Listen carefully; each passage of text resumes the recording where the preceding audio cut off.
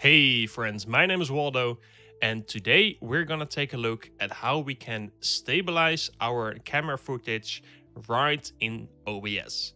So, if you're an IRL streamer or you like to show around stuff in your room with a handheld camera, this plugin is for you to make your footage buttery smooth. Let's get to it. So, the filter we're gonna take a look at is part of the Live Vision kit created by the Crows Incorporated. But before we do that, I think Andy has something to tell you. This portion of the video is sponsored by Own.tv. Own.tv is literally your one-stop shop for everything streaming related. They've got overlays, alert packages, emotes, sub badges, bit badges, absolutely everything to take your stream to the next level and make it look super professional. And what's better is you can actually save yourself a cheeky 50%, that's right, 50, half price off absolutely anything using off code Andy50. All the links are in the description down below and go to supporting the channel. So thank you very much guys, and thank you Own.tv for sponsoring this video. Before we go into the installation of Live Vision kit, make sure you got a graphics card with OpenCL support. Otherwise, this will not work for you, sadly. But if you do, you can follow along and have some fun. All right, let's dive into it. I want you to go to the GitHub page for Live Vision kit, and on that page, go to the right side where you got the releases, and then take the latest release for your operating system, so either Linux or Windows.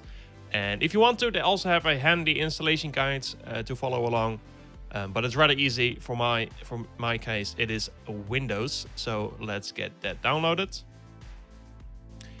And once you got it downloaded, you will get a zip file, and in that zip file you will find a OBS Studio folder, and in there two folders that we're interested in: data and OBS plugins. Just copy those and go to your OBS installation location. Normally that is in your C drive, most of the times program files, and then OBS Studio. But in my case, I'm already recording with OBS Studio, so I got a different OBS just right here, and in here we just paste those files, and it will ask you if you want to override, and do so. There we go, the plugin is now installed. But before we dive into OBS, I want to show you what this plugin can do. The developers of this plugin have uploaded a sample to YouTube, and as you can see, it makes a lot of difference in your footage. Especially those big jarring motions are gone. It can make your IRL stream so much better. Alright, I will leave a link to that video down below in the description. But let's jump into OBS. As you can see, I got a IRL scene with a pre-recorded footage of me walking through the city of Haarlem. Normally, this is where your live feed comes in of your IRL outdoor stream, or when you're using a handheld camera in your house when you're showing something to your viewers. This is most likely some shaky footage that you want to stabilize. In my case, it is pre-recorded, and the reason why I showed you that video earlier on is because my camera already got some stabilization built in, so it's not the best example, so that's why I showed you that video earlier. But with that being said, let's add the filter. So right click, filters, and then the filter is going to be under audio/video filters and not effect filters. Keep that in mind. So press the plus button, and it should be LVK Video Stabilizer. If it isn't here, that means you either don't have it installed correctly, or your graphics card doesn't support OpenCL. Alright, let's add the filter. You can call it whatever you want, I'll just keep it at the default. And in here we got a few options. But because I'm showing you this right now, we are gonna enable the test mode, which will show you all the points of interest that the plugin uses to determine the shakiness of your camera and to track the footage through the scene, and also the save area which will be used. If you notice, if we press it on and off, it crops in and out. And why does it crop? Well, imagine this is your scene. This is what you're filming. I can't really move around, but if we crop in a little, we can move around ever so slightly and thus get rid of the jittery motion.